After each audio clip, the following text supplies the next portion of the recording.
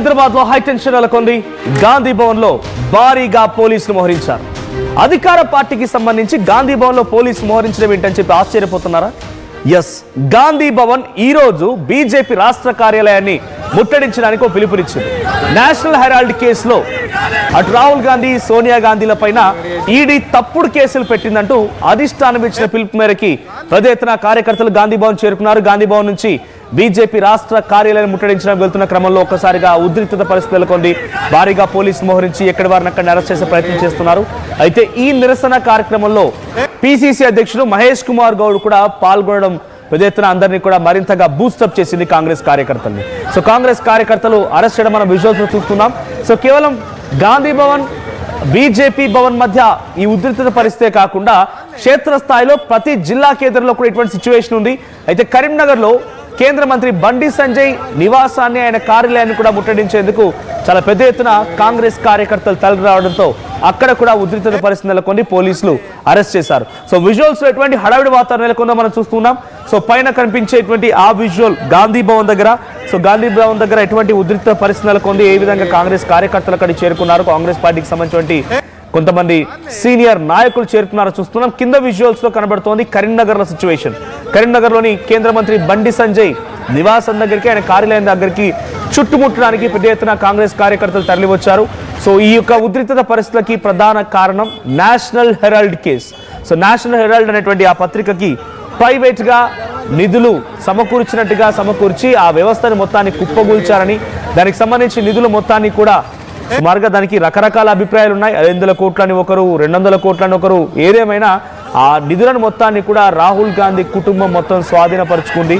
అనవసరంగా ఆ పత్రికను మొత్తాన్ని, నిధులన్నింటినీ కూడా వాళ్ళే దుర్వినియోగపరిచారనేటువంటి ఆరోపణలు ఉన్నాయి. సో బీజేపీ కేంద్ర ప్రభుత్వం అధికారంలోకి వచ్చిన తర్వాత, కేంద్రంలోకి బీజేపీ అధికారంలోకి వచ్చిన తర్వాత ఈ కేసు మళ్ళీ బయటికి వచ్చింది.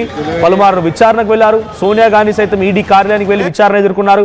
రాహుల్ గాంధీ సైతం విచారణ ఎదుర్కొన్నారు. అయితే ఇప్పుడు వారిపైన అక్రమ కేసులు పెట్టడాన్ని కాంగ్రెస్ కార్యకర్తలు నిరసిస్తూ బీజేపీ రాష్ట్ర కార్యాలయాన్ని, బండి సంజయ్ నివాసాన్ని ముట్టడించడంతో ఉద్రిక్తత పరిస్థితి నెలకొంది. ఒకసారి విజువల్స్ లో చూద్దాం.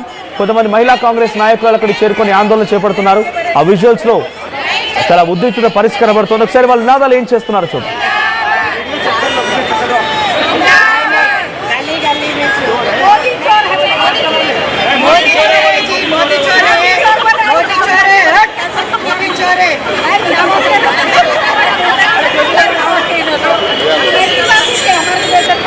हेलो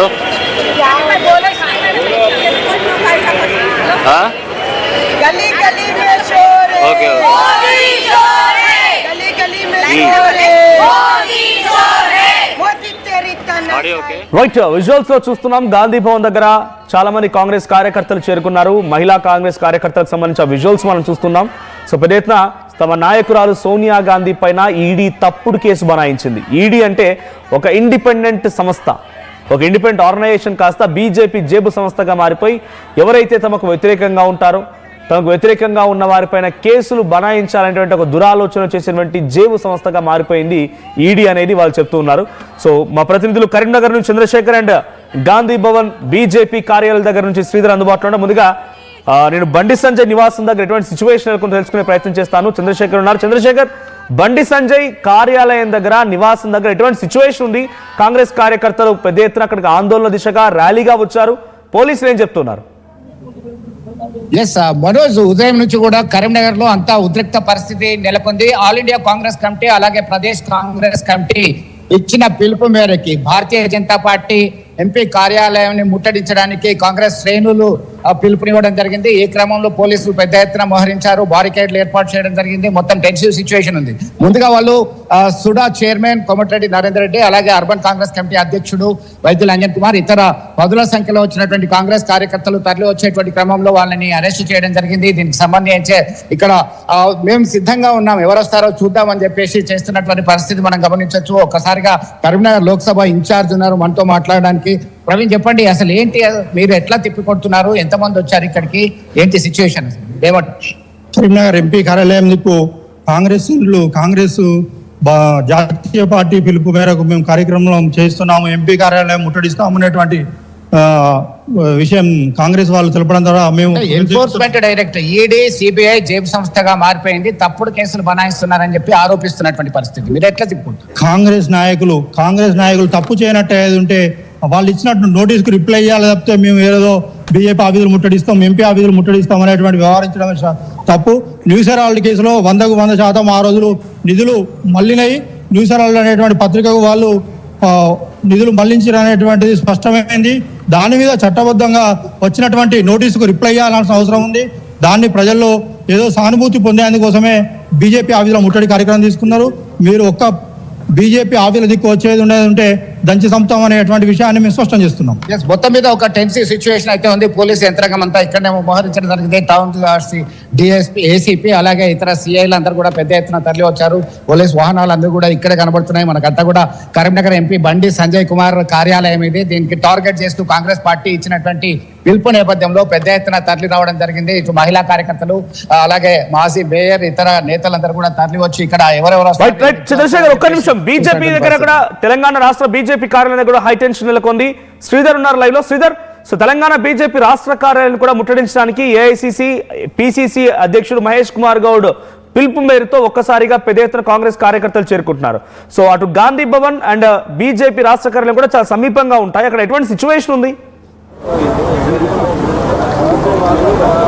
రామన్నది అటు ఏఐసిసి పిలుపు మేరకు అటు గాంధీ భవన్ వర్గాలు బీజేపీ రాష్ట్ర కార్యాలయం ముట్టడికి ఎప్పుడైతే వస్తున్నారని తెలిసిందో పెద్ద ఎత్తున బీజేపీ సైతం కూడా అటు కాంగ్రెస్ కార్యకర్తలను తిప్పికొట్టేందుకు ఒక రాష్ట్ర కార్యాలయం మీద దాడి అనేది కూడా సరికాదు. డెఫినెట్గా కూడా బీజేపీ అటు కాంగ్రెస్ నేతలు వస్తే బీజేపీ తిప్పికొట్టేందుకు సిద్ధమైంది. అసలు అటు రాజ్యాంగబద్ధమైన సంస్థల్ని కాంగ్రెస్ అవమానించడమే కాకుండా ఒకవైపు పార్టీకి ముడిపెట్టడం సరికాదు. కాబట్టి రాష్ట్ర కార్యాలయానికి ఏ విధంగా వచ్చినా ముట్టి దాన్ని తిప్పి కొడతామంటూ కూడా ఒక్కసారి బీజేపీ రాష్ట్ర కార్యాలయం చెప్పడంతో ఇటు ఉద్రిక్త పరిస్థితులు నెలకొన్నారు. పోలీసులు కూడా అటు కాంగ్రెస్ కార్యకర్తలు రాకుండా అటు బీజేపీ నేతలు కూడా బయటికి వెళ్లకుండా భారీగా కూడా పోలీసు బందోబస్తు ఏర్పాటు చేశారు. ఒకసారి రాష్ట్ర కార్యాలయంలో జరుగుతాం బీజేపీ ముందస్తు కూడా, ఎందుకంటే బీజేపీకి సంబంధించి కూడా కాంగ్రెస్ పిలుపు దాదాపుగా 2 రోజుల క్రితం. దానికి సంబంధించి బీజేపీ రాష్ట్ర కార్యాలయానికి వస్తే డెఫినెట్గా తిప్పికొడతాం. వారికి సంబంధించి కూడా వారు ఈడీ కానివ్వండి సిబిఐ కానీ వీటన్నిటి మీద గతంలో కూడా ప్రభుత్వం ఉన్నారు. ఇప్పుడున్నటువంటి పరిస్థితుల్లో బీజేపీ మీద ఒక ఇటు ఒక పార్టీ మీద వేయడం సరికాదంటూ కూడా బీజేపీ నేతలు చెప్తున్నారు. మరి బీజేపీకి సంబంధించి కాంగ్రెస్ ఇప్పటికట్టు కరీంనగర్ ఉద్రిక్త పరిస్థితులు నెలకొన్నాయి.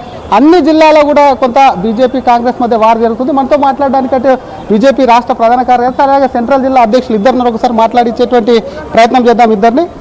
సార్ చెప్పండి, అసలు కాంగ్రెస్ కాసేపట్లో గాంధీ భవన్ నుంచి వస్తుందని చెప్పి ముట్టడిస్తారు, వాళ్ళ మీద కాంగ్రెస్ మీద మీరు కక్షపూరితంగా కేసులు పెడుతున్నారు, కోర్టు కూడా కొట్టేసిందని ఆరోపణలు ఉన్నాయి. కాంగ్రెస్ అసలు రూపం బయటకు వస్తూ ఉంది.